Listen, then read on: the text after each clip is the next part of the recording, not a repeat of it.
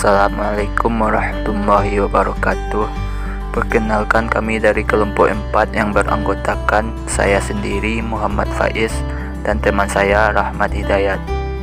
Kami akan mempresentasikan materi kami, yaitu tentang konsep dasar ittiba, taklid, talfiq, dan fatwa.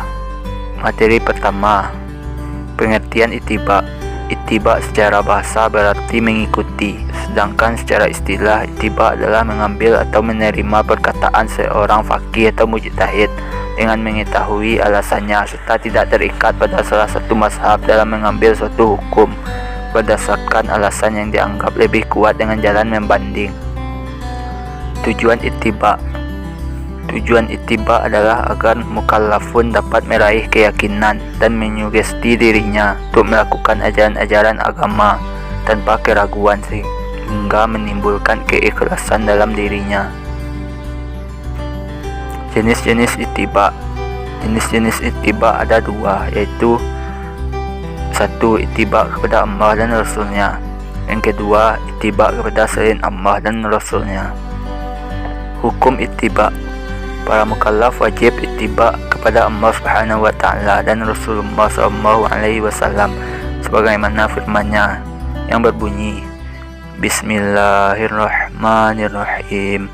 Qul atii'ullaha war rasul fa in tawallaw fa innallaha la yuhibbul kafirin. Yang artinya, katakanlah, taatilah Allah dan Rasulnya. Jika kamu berpaling, maka sesungguhnya Allah tidak menyukai orang-orang kafir.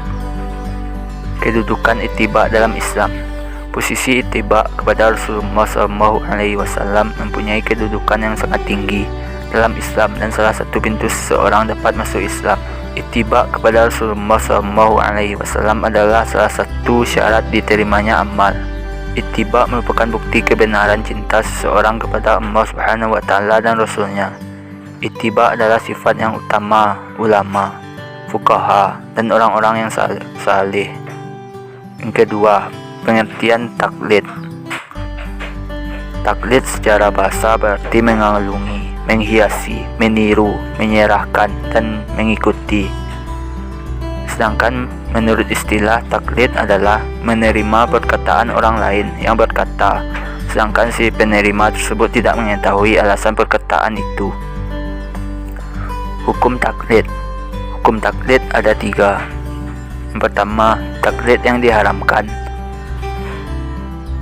Taklid semata-mata mengikuti adat kebiasaan atau pendapat nenek moyang atau orang dahulu kala yang bertentangan dengan Al-Quran dan hadis.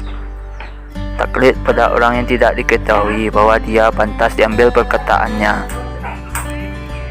Taklid kepada perkataan atau pendapat seseorang, sedangkan yang bertaklid mengetahui bahwa perkataan atau pendapat itu salah. Yang kedua, taklid yang dibolehkan adalah taklidnya seseorang yang sudah mengerahkan usahanya untuk ittiba pada apa yang diturunkan Allah Subhanahu wa taala. Misalnya taklid sebagian mujtahid pada mujtahid lain karena tidak ditemukan dalil yang kuat untuk pemecahan suatu persoalan, termasuk taklidnya orang awam pada ulama. Yang ketiga, taklid yang diwajibkan adalah taklid kepada orang yang perkataannya dijadikan sebagai dasar hujjah, yaitu perkataan dan perbuatan Rasulullah SAW. Sekian materi dari saya. Selanjutnya akan dibacakan oleh Rahmat. Pengertian talfiq. Talfiq secara bahasa berarti menyamakan atau merapatkan dua tepi yang berbeda. Talfiq adalah mengamalkan suatu hukum yang terdiri dari dua mazhab atau lebih, atau dapat dikatakan bahwa talfiq adalah mencampur-adukkan hukum yang ditetapkan oleh suatu mazhab dengan mazhab lainnya.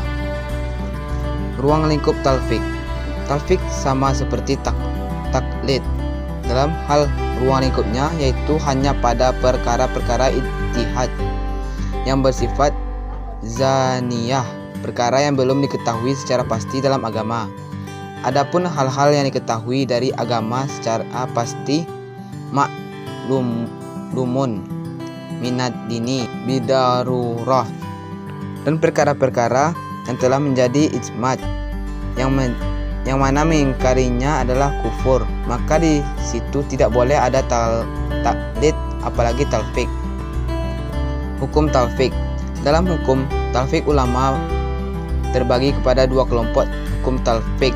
Satu kelompok mengharamkan dan satu kelompok lagi membolehkan. Ulama Hanafiyah mengklaim ijma' kaum muslimin atas keharaman talfik.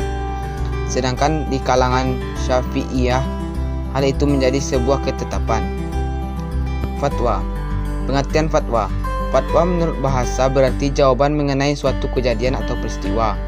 Fatwa adalah pendapat atau keputusan mengenai ajaran Islam yang disampaikan lembaga atau perorangan yang diakui otoritasnya, yakni mufti. Dasar hukum fatwa. Quran Surah An-Nahl ayat 43. Wa ma arsalna min qablika illa rijalan nahi ilhi fas'a wa ahla riz'in kuntum la ta'malun. Artinya, dan kami tidak mengutus sebelum kamu kecuali orang-orang lelaki yang kamu beri wahyu kepada mereka. Maka bertanyalah kepada orang yang punya pengetahuan jika kamu tidak mengetahui. Dasar hukum fatwa. Hadis. Terdapat dalam hadis riwayat Abu Daud dan Nasai yang artinya dari Ibnu Abbas radhiyallahu anha bahwa Sa'ad bin Ubadah radhiyallahu anha minta fatwa kepada Nabi Muhammad sallallahu alaihi wasallam, yaitu dia mengatakan, sesungguhnya ibuku meninggal dunia padahal beliau mempunyai kewajiban nazar yang belum ditunaikannya. Lalu Rasulullah sallallahu alaihi wasallam menjawab, tunaikanlah nazar itu atas nama ibumu. Hadis riwayat Abu Daud dan Nasai. Sekian hasil presentasi dari kelompok kami. Terima kasih. Assalamualaikum warahmatullahi wabarakatuh.